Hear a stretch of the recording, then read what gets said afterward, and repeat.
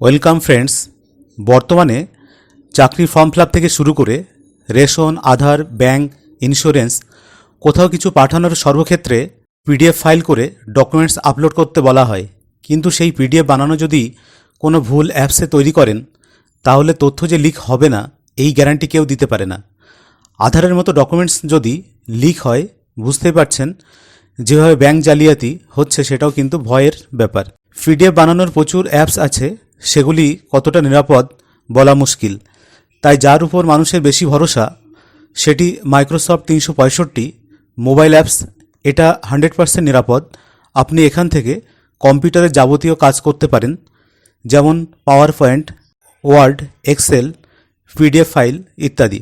চলুন বন্ধুরা দেখে নিই মাইক্রোসফট 365 এই মোবাইল অ্যাপসের মাধ্যমে কিভাবে পিডিএফ বানানো যায়। যারা চ্যানেলে নতুন তারা অবশ্যই চ্যানেলটিকে সাবস্ক্রাইব করে অল নোটিফিকেশান বাটনটি অন করে রাখবেন, যাতে পরবর্তী ভিডিওর নোটিফিকেশান প্রথমে আপনার কাছেই পৌঁছে যায়। প্রথমে আপনার মোবাইলের প্লে স্টোরে যান।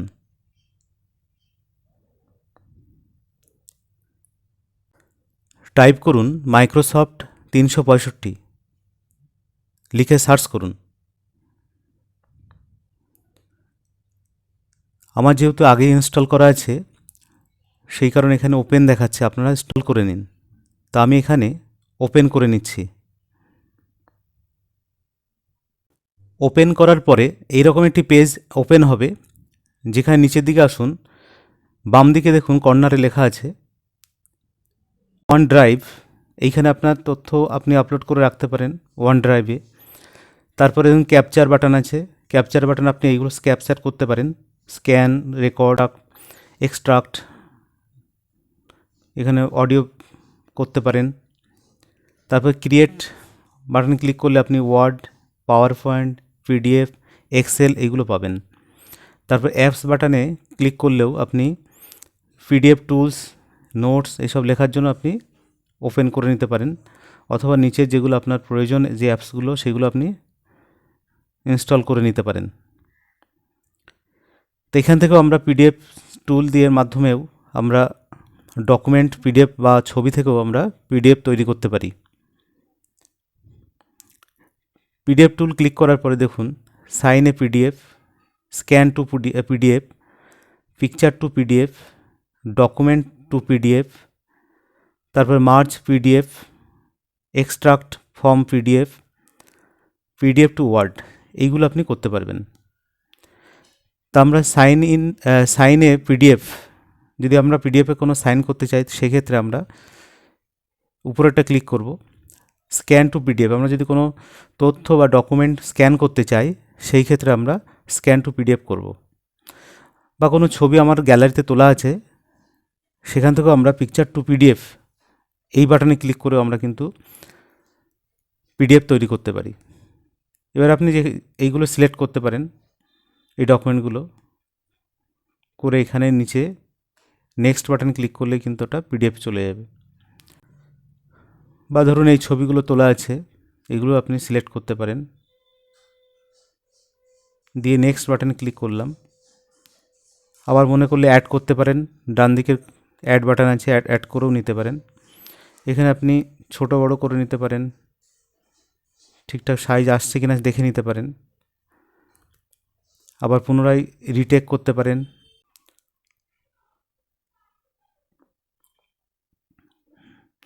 স্ক্যান টু পিডিএফ, কোনো ডকুমেন্ট আপনি স্ক্যান করবেন কীভাবে দেখুন। স্ক্যান টু পিডিএফ ওপেন বাটনে ক্লিক করুন, করার পরে নিচে এইভাবে স্ক্যান করুন। ইম্পোর্ট বাটন ক্লিক করে স্ক্যান করতে হবে। আপনি অ্যাড করতে চাইলে এখানে অ্যাড বাটনে আবার ক্লিক করুন, আপ ডাউন করে। বেগুনি কালারের বক্স দেখাচ্ছে, এটাও আপনি ক্লিক করতে পারেন, পরে গিয়ে রিসাইজ করে নিতে পারেন।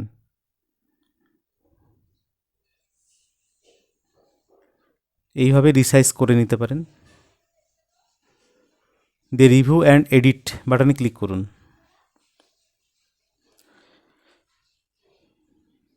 তারপরে এখানে আপনি ক্রপ করতে পারেন, টেক্সট কিছু লিখতে পারেন, রোটেট করতে পারেন, যেটা আপনার সুবিধা সোজা করে নিতে পারেন। তারপরে নিচে ফিল্টার আছে, ফিল্টার করে নিতে পারেন, পেজগুলো আপনি আপনার পছন্দ মতো সিলেক্ট করে নিতে পারেন। ব্ল্যাক অ্যান্ড হোয়াইট রাখতে পারেন। অ্যাড মোর অপশানে ক্লিক করেও আপনি কিন্তু আবার অ্যাড করতে পারেন। তো আমার যেহেতু ডকুমেন্টে আর কোনো অ্যাড করার ইচ্ছা নেই, সেই কারণে আমি ফিনিশ বাটনে ক্লিক করব। ফিনিশ বাটনে ক্লিক করার সঙ্গে সঙ্গে অরিজিনাল, মিডিয়ামে, স্মল এইভাবে 3টে অপশান দেখাবে আপনাকে। আপনি যেটা অপশানে ক্লিক করবেন সেটা আপনার সিলেক্ট হয়ে যাবে। তা আমি অরিজিনাল যেহেতু রাখতে চাইছি, এবার সেভ টু ফোন এই বাটনে ক্লিক করব, বা আপনি সেভ টু ওয়ান ড্রাইভেও সিলেক্ট করতে পারেন। তারপর এটা ওপেন করব। ওপেন করে আপনি চাইলে এডিট করতে পারেন, প্রিন্ট করতে পারেন, তারপর শেয়ার করতে পারেন, বা এর কোনো নাম দিতে পারেন। রিনেম অপশানে ক্লিক করুন। আপনার ডকুমেন্টটা যে রিলেটেড সেই রিলেটেড এখানে নাম দিতে পারেন, দিয়ে রিনেম করতে পারেন। দিয়ে শেয়ার করবেন কীভাবে দেখুন, শেয়ার অপশানে ক্লিক করুন, করে শেয়ার অ্যাজ অ্যাটাচমেন্ট এটাতে নিয়ে আসুন, দিয়ে কন্টিনিউ করুন। কন্টিনিউ করে আপনি যাতে খুশি শেয়ার করতে পারেন, হোয়াটসঅ্যাপ, ইমেল, জিমেল, ড্রাইভে তুলতে পারেন, চ্যাটে দিতে পারেন, যেটা আপনার সুবিধা, আপনি যেটা চাইছেন। তাহলে হোয়াটসঅ্যাপে আমি শেয়ার করব। এইভাবে আপনি হোয়াটসঅ্যাপেও শেয়ার করতে পারেন।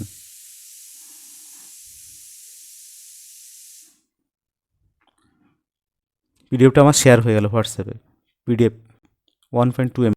এইভাবে আপনারা পিডিএফ করতে পারেন।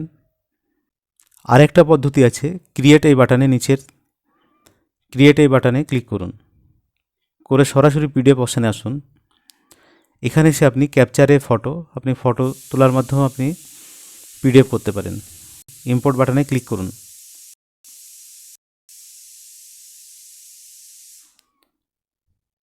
ক্লিক করে এদিকে এটা টানুন। ক্রপ করে আপনি কেটে নিতে পারেন বা টানতে পারেন, সিলেক্ট করে নিতে পারেন, আবার অ্যাড করে নিতে পারেন। সেম প্রসেস দিয়ে রিভিউ অ্যান্ড এডিট বাটনে ক্লিক করুন। এইভাবে আপনি পিডিএফ বানাতে পারেন, সেম প্রসেস দিয়ে ফিনিশ বাটনে ক্লিক করুন। আবার অরিজিনাল, মিডিয়াম, স্মল দিয়ে সেভ টু ফোন করুন।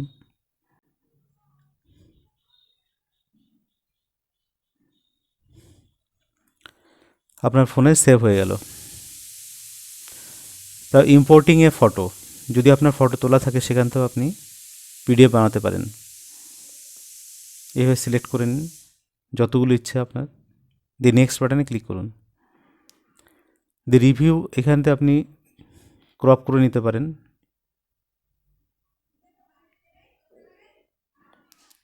আবার নতুন করে অ্যাড করতে চাইলে অ্যাড বাটনে ক্লিক করতে পারেন।